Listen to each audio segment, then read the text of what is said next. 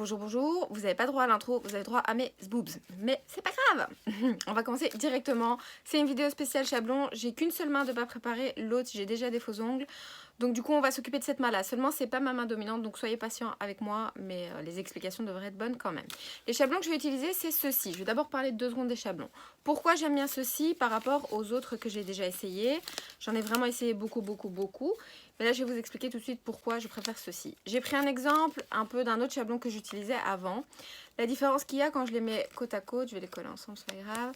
Quand je les mets côte à côte, c'est qu'on voit qu'il y a déjà pas le même nombre d'ailes. Moi j'appelle ça des petites ailes. Là on en a 2, là on en a qu'une. Ici il n'y a pas. Ça existe aussi par 3. Donc j'en ai un ici avec 3 ailes. 1, 2, 3. J'ai d'autres types, je prends un autre que j'ai ici. Il y en a aussi 2, mais si on compare celui-ci où il y en a 2, les ailes sont beaucoup moins larges que le premier ici au-dessus. C'est pour ça que je préfère celui-là. Ces ailes vont nous servir à sécuriser et à poser notre chablon plus facilement. Qu'est-ce que j'entends par le poser plus facilement? C'est-à-dire on va avoir plus de prise en main qu'avec avec une seule aile. Ok? Je vais les fermer à l'avance pour vous montrer un peu ce que j'entends par là. Donc par exemple, ce chablon-là, avant de venir le poser, je vais tout vous expliquer par étapes, mais là je vous fais une petite démonstration rapide. Quand je le prépare pour venir le mettre sur la cliente, je colle les premières petites ailes entre guillemets qui sont ici. Hop hop, comme ça, j'ai plus qu'à venir le glisser, ok? Celui-là, si je fais ça, et donc je fais pareil, je prends mes ailes, je les colle ensemble, bien symétrique, et que je vais vouloir venir le placer, ça va être directement plus compliqué parce qu'en fait, il y a moins de surface pour adhérer ici. Tandis qu'avec ce chablon-là, quand je vais vouloir venir mettre, vous voyez déjà la différence? On va les mettre comme ça. Quand je vais vouloir venir mettre celui-ci sur mon doigt, et que je vais vouloir venir le sécuriser, forcément j'ai ces petites ailes ici qui vont être sécurisées sur le doigt. Tandis qu'avec ce chablon là, quand je vais vouloir venir le poser, je vais venir le mettre, mais j'ai presque rien. Mon doigt, vous voyez, il est ici. J'ai presque rien pour venir coller, donc c'est directement plus compliqué qu'il se mette bien. Tandis que celui-là, même s'il n'est pas encore sécurisé, il n'est pas encore fermé rien, déjà il bouge presque plus. Donc ça c'est la grosse différence. Maintenant, avec l'habitude, avec le temps, vous serez pépère avec des comme ça aussi, mais il vaut mieux ça au début, et même moi sur mes clientes au final je préfère ça. J'ai vraiment un doigt vachement de travers, j'avais jamais remarqué, enfin bref. Chablon. Donc la première chose à savoir avec les chablons, c'est que quand vous les retirez du papier, très souvent sur YouTube vous allez voir les youtubeuses ou les prothèses ongulaires ou peu importe mettre ce petit bazar qui reste sur le papier. Voilà, il est par terre, fait une merde à décoller. Elles viennent le mettre derrière. Pour ma part, je ne le fais pas. Pourquoi?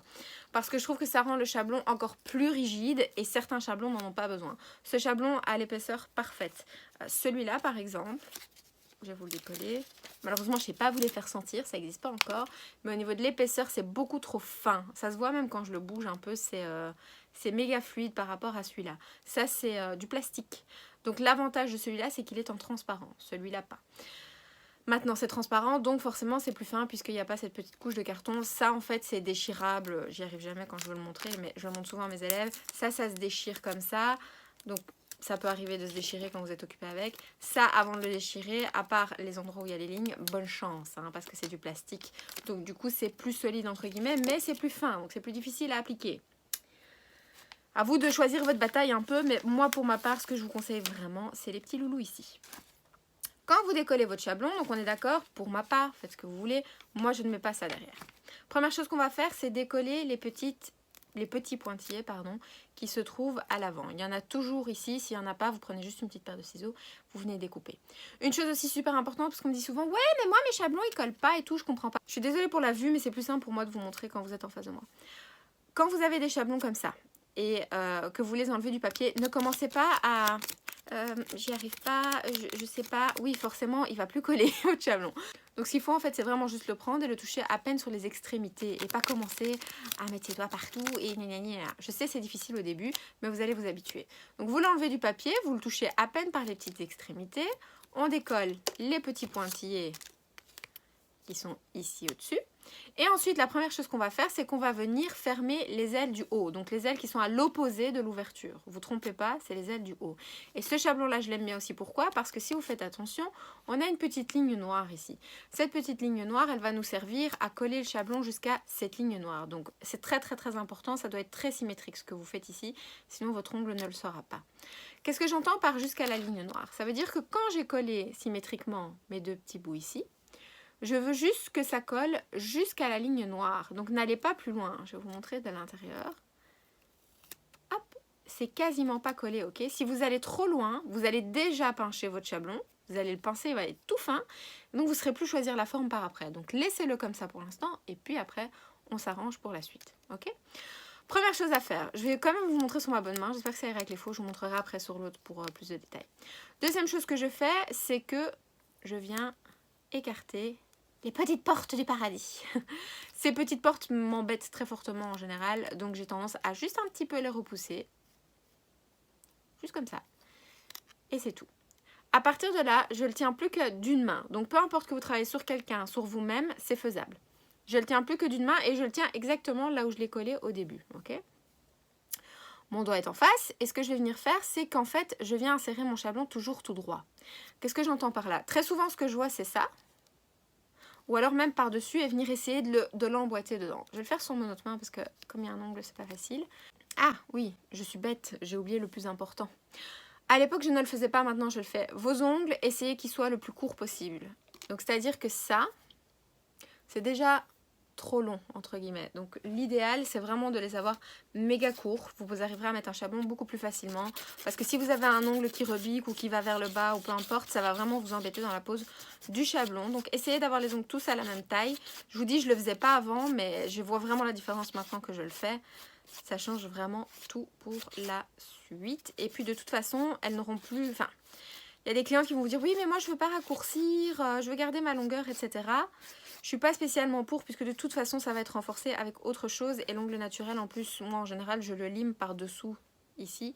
Quand il pousse, je le lime, parce que sinon, c'est un peu jaune, un peu sale, et ça retient la saleté. Alors que des ongles, des faux ongles comme ça, je sais pas si vous allez bien voir, ça retient rien du tout. Hein. C'est très, très propre. C'est beaucoup plus facile à nettoyer que des vrais ongles. Donc, quand on me dit les faux ongles, c'est sale, mes ongles sont nickel. Hein. Il n'y a jamais rien en dessous. Mais bon, c'est encore un autre débat. Alors vous pouvez raccourcir avec ce que vous voulez. Moi je raccourcis à la lime pour la simple et bonne raison que je ne sais pas où est mon coupe-ongle puisque je viens de déménager. Donc du coup ce que je disais, venir tout droit. Donc on imagine vraiment quelque chose qui vient tout droit tout simplement s'insérer. Donc le doigt est droit, mon chablon est droit. Je viens jusqu'à mon ongle. Là je vous fais une démo de loin, je vous en ferai une de près après. Et puis quand je suis ici, donc que j'arrive là, que mon doigt est bien mis, je sécurise encore rien entre guillemets. Ce que je vais faire c'est que cette main-ci, qui est ici, va glisser jusqu'au doigt. Une fois qu'elle a glissé au doigt, tout ce que je fais, c'est serrer ça. Mais je ne ferme pas encore de l'autre côté. Okay, ça demande de la pratique, le chablon. Hein, n'abandonnez pas au bout d'une fois. Hein. Une fois que ça c'est fait, on a plusieurs choses à vérifier. De 1, si c'est droit. De 2, si c'est centré. Vous verrez, il y a toujours une ligne sur les chablons, une ligne centrale. Soit elle est plus épaisse, soit elle est d'une autre couleur, peu importe, mais il y a toujours une ligne centrale. Ne vous fiez pas toujours à l'ongle parce que quelquefois l'ongle n'est pas droit. Par exemple, moi mes doigts qui sont ici, celui-là part par là-bas et celui-là part par là-bas. Mes doigts sont pas droits et j'ai ça aussi sur mon autre main. Donc j'essaye de rectifier plus ou moins pour que les ongles aient l'air droits, mais je rectifie pas trop. Comment se rectifier un petit peu? En fait, il faut vous imaginer une ligne qui part de votre phalange et aller toujours tout droit et que ça rejoigne cette ligne-là. Une fois que je suis contente, la seconde chose que je vais faire, c'est fermer les petites ailes d'en bas. Et là, encore une fois, ça doit vraiment être bien symétrique. Et au début, on ferme que un petit peu, comme avec au-dessus. Pourquoi?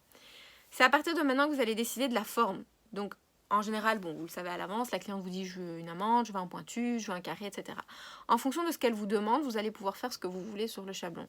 Ici, par exemple, si je veux faire un pointu, la chose que je vais faire, c'est que je vais fermer plus mon aile du bas, mettre comme ça, fermer plus mon aile du bas, j'avance et je viens pincer le bout du chablon et je ferme le corps du chablon tout du long pour faire ma pointe déjà et comme ça j'ai ma pointe.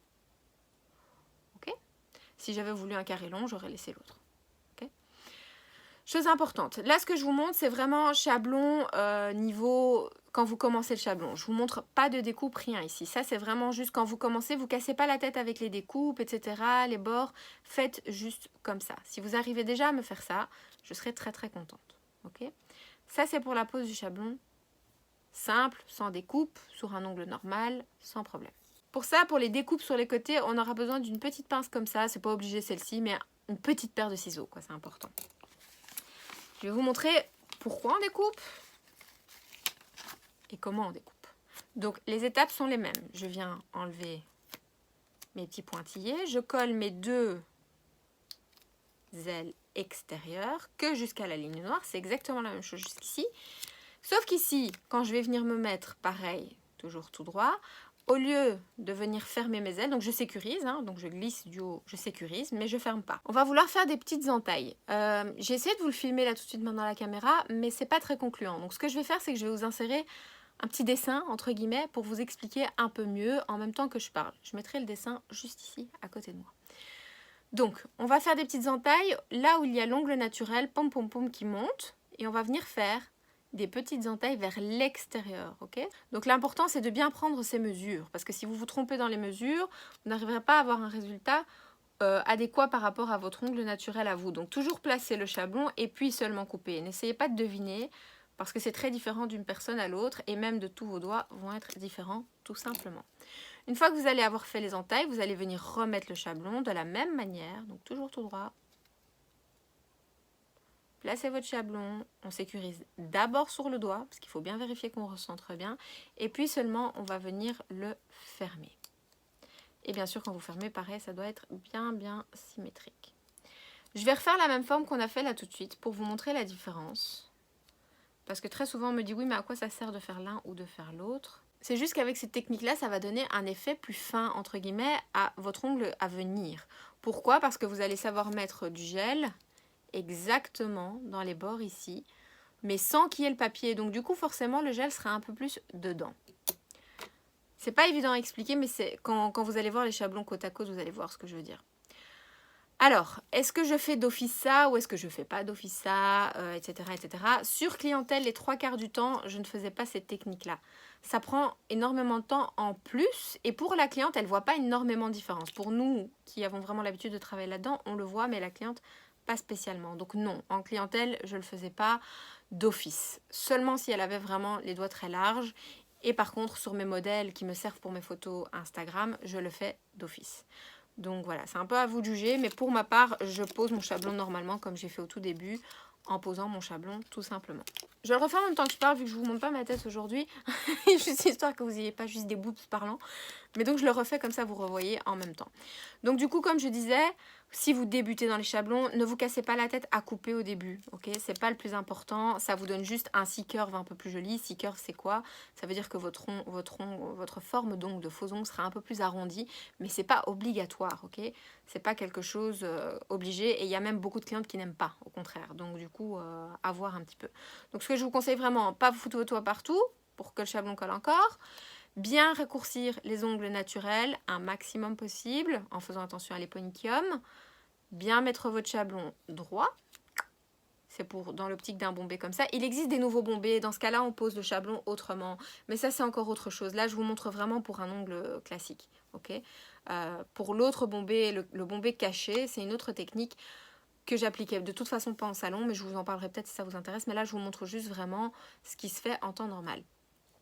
J'ai fermé et puis en fonction de ce qu'on a là, on peut venir changer la forme tout simplement si je veux faire un pointu ou là par exemple si je voudrais faire une ballerine et si je veux faire un pointu, je viens juste pincer un peu plus le dessus, etc. C'est juste pour déjà avoir un guide, ok? Il y a certains chablons qui ont plus de lignes que d'autres, donc là c'est des lignes assez simples, SML, assez simples. Il y a des chablons un peu plus travaillés, celui que j'avais en transparent, il est ici.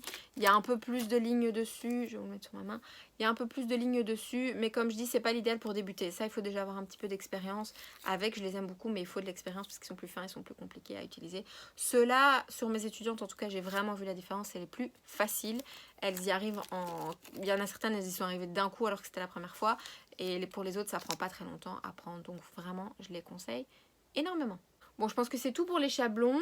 Si jamais vous avez des questions, n'hésitez pas à me les mettre dans les commentaires. Je pense qu'il y aura des questions auxquelles j'ai peut-être pas spécialement pensé parce que j'ai tellement pris l'habitude de le faire que je pense plus à tout. Si vous en avez, laissez-moi et je ferai une partie 2. Ça va? Bref, on se voit dans la prochaine vidéo. Bye!